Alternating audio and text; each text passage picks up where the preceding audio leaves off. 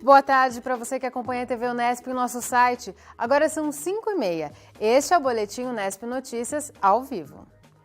A gente começa falando daquele canil em Tibiriçá que foi abandonado pelo dono. O proprietário se apresentou à polícia na semana passada. E enquanto as investigações prosseguem, voluntários se revezam em turnos para tomar conta dos cachorros. A mesa de sinuca virou um ambulatório improvisado, com medicamentos para os cães do canil de Tibiriçá. Nestes cadernos estão os registros dos remédios que cada animal está tomando, uma amostra da ajuda que os bichos recebem. No final do ano passado, uma denúncia apontou maus tratos a 71 cães. O local era alugado para um casal, que foi despejado por falta de pagamento. Sem água, comida e expostos ao sol e à chuva, pelo menos 14 morreram. A dona da chácara, que é zoóloga e morava em Sorocaba, mudou-se para Bauru para cuidar dos cães e pôr a casa em ordem. Estava muito ruim, estava a chácara depredada, totalmente estragada, nada funcionando. Olha, eu fiz acho que umas 5 viagens de caçamba para poder tirar todo o lixo, toda a sujeira da chácara. Tinha muito lixo, cara. Pelo menos 20 animais estão provisoriamente com cuidadores, fora daqui. No canil ficaram 19. A maioria não corre mais nenhum risco. Voluntários se revezam em turnos. São 8 por período. Eles limpam os canis e dão comida. O estoque de ração também está cheio e precisa ser controlado para não ter desperdício. Até nós suspendemos um pouco a doação de ração, para poder dar consumo o que nós já recebemos. A gente está recebendo ainda remédios, né? Eu só peço para dar uma olhadinha no vencimento desses remédios, que nós ficamos um dia todo fazendo triagem desses remédios, que alguns não, grande parte, com o vencimento já caracterizado, e também com ração, né, vencendo ou já vencida. Então precisamos fazer essa triagem para depois medicar, né? Apesar dos estoques de remédio e ração estarem abastecidos, o canil ainda precisa de ajuda. Faltam produtos de limpeza. A gente usa muito produto de limpeza, né, específico para pulga, carrapato. E o que a gente precisa muito é a tal da coleira, né? Coleira para leishmaniose e carrapatos. Isso é imprescindível e é um material relativamente caro, né? Ana vai continuar como fiel depositária até que a justiça defina o destino dos animais, o que pode demorar meses. Enquanto isso, ela conta com a ajuda de pessoas como o Bruno. Veterinário, ele já tratou de pelo menos outros 3 cães de Tibiriçá e desde sábado está com este Rottweiler, que chegou aqui precisando de cuidados intensivos. Ele estava bem abatido, com anemia profunda, com emagrecimento, não estava debilitado. Foi um tratamento intensivo, né? Com soroterapia, com medicação endovenosa, com polivitamínicos e ração de boa qualidade e carinho. O cão fica na clínica pelo menos até o próximo fim de semana.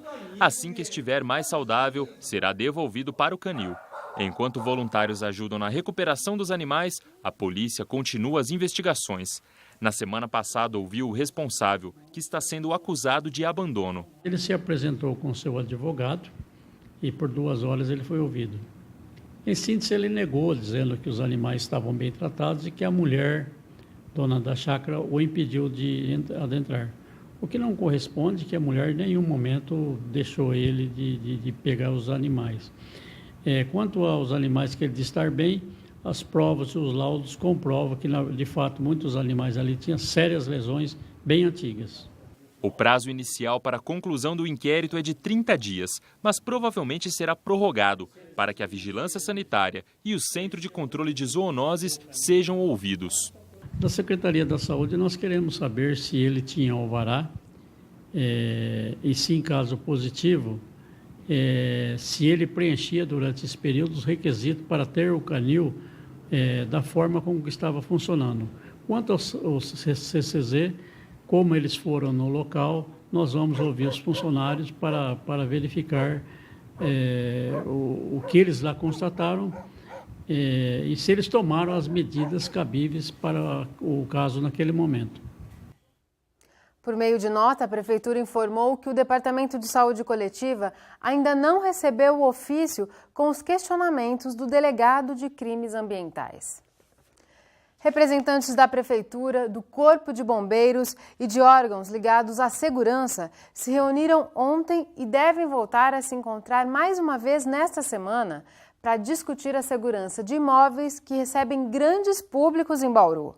A pedido do grupo, estão sendo levantadas informações sobre vistorias e autorizações de estabelecimentos. A medida é consequência da tragédia ocorrida em Santa Maria, no Rio Grande do Sul. 234 pessoas morreram no incêndio em uma casa noturna no último domingo. Falhas na estrutura, despreparo dos funcionários foram determinantes no alto número de mortos, segundo especialistas.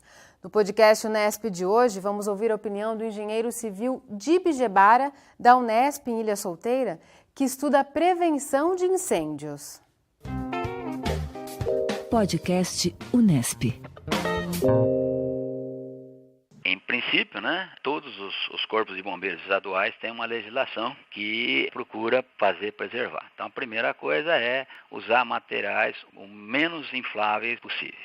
Então, numa boate, obviamente, tem acústicas, tem materiais acústicos que, infelizmente, têm facilidade de pegar fogo. Então, esse seria um ponto. Prover de saídas, várias saídas. Nessas saídas, ter um pessoal especializado, treinado, para a sua brigada de incêndio, para que ele possa evacuar rapidamente essas pessoas e ter, inclusive, nesses locais, uma brigada de incêndio, como é norma no estado de São Paulo, em edifícios ou prédios públicos, você tem uma brigada onde você vai ter pessoas treinadas para que elas possam apagar ou deixar localizado o incêndio num ponto local, não gerando maiores problemas. Organização, com toda certeza, isso daqui, vários lugares a gente tem conhecimento, são falhas, porque as pessoas não têm pessoas treinadas para esse tipo de evento, para esse tipo de acontecimento.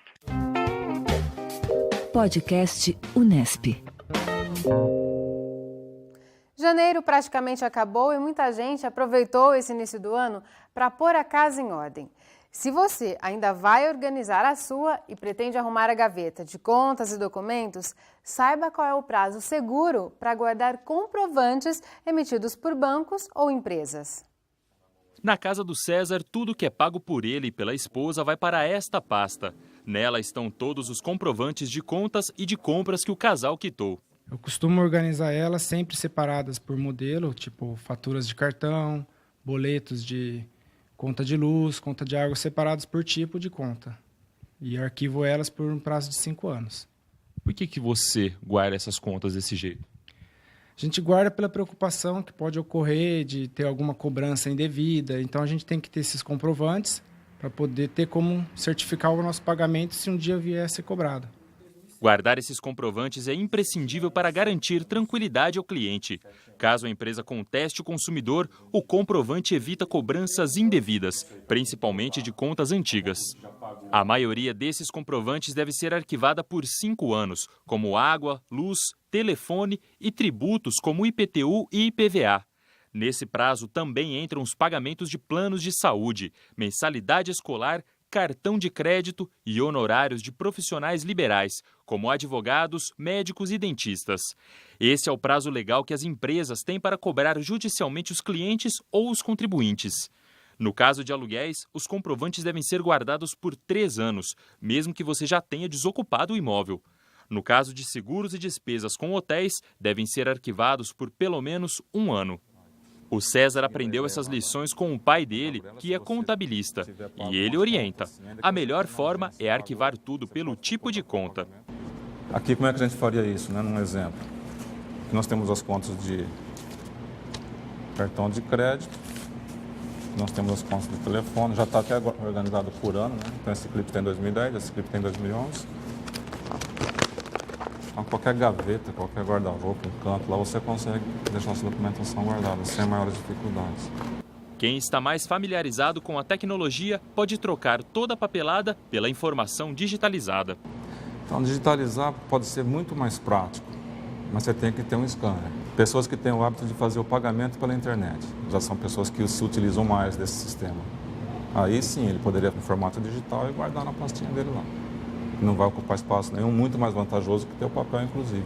Guardar tudo em arquivo PDF. Tudo em arquivo PDF. Digital ou em papel, o importante é manter essa documentação em dia, para evitar ser pego de surpresa.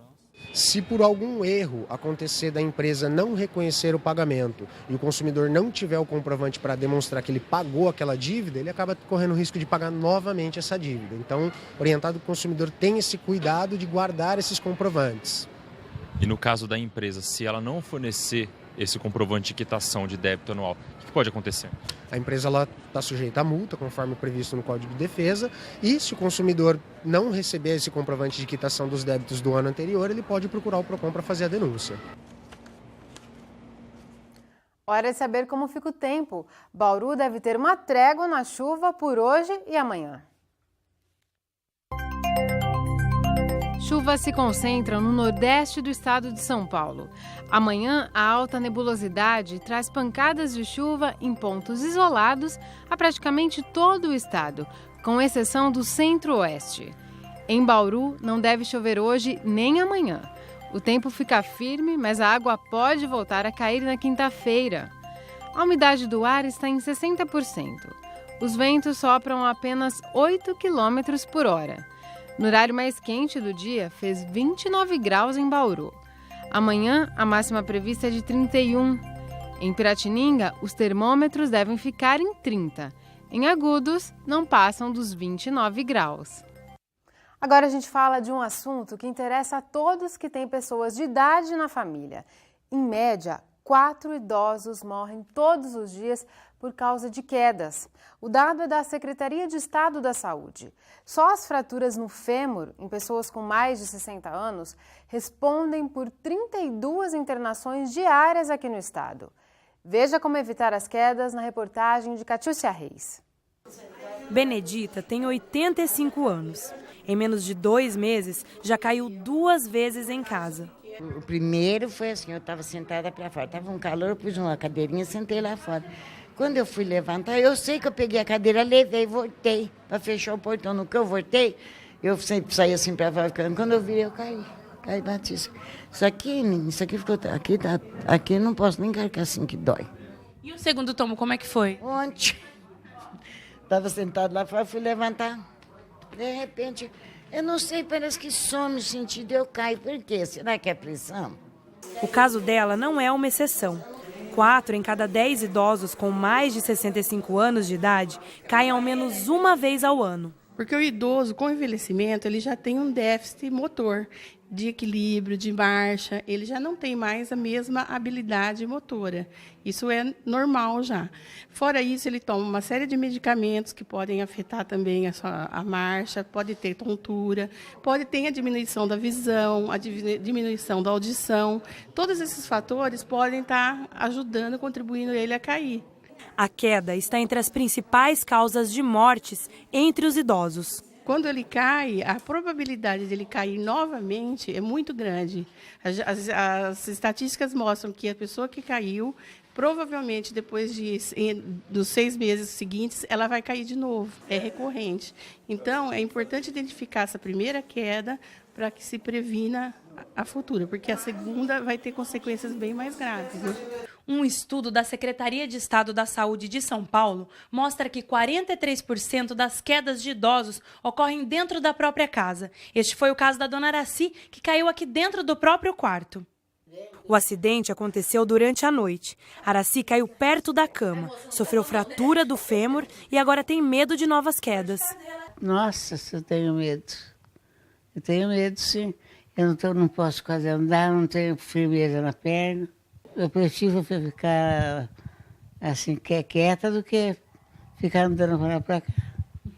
A situação modificou a rotina da família. Eu gostava de sair toda tarde um pouquinho, passear com meu marido, ir para o mercado, agora ele vai sozinho. Não posso sair quase, a não ser quando minha filha fica aqui. Agora o trabalho é intensivo, né? Envolve a família toda. Na casa, tapetes foram retirados do corredor e a cama recebeu uma proteção. Outras medidas também podem ser tomadas para evitar essas quedas. Barras de apoio fazem com que idosos andem com mais tranquilidade. Adesivos antiderrapantes também dão mais segurança em escadas e corrimãos. Uma boa iluminação, eliminar obstáculos do caminho, evitar degraus, se tiver bem iluminado, né, no início e no fim da escada, tapetes, eliminar, mas se não tiver jeito, porque os idosos às vezes gostam, presos aos móveis, né, dispor os móveis de uma maneira adequada. Então, tem uma série de coisas que podem ser feitas para prevenir uma nova queda. O Boletim Unesp Notícias fica por aqui. A gente se vê amanhã às 5h30 da tarde, ao vivo.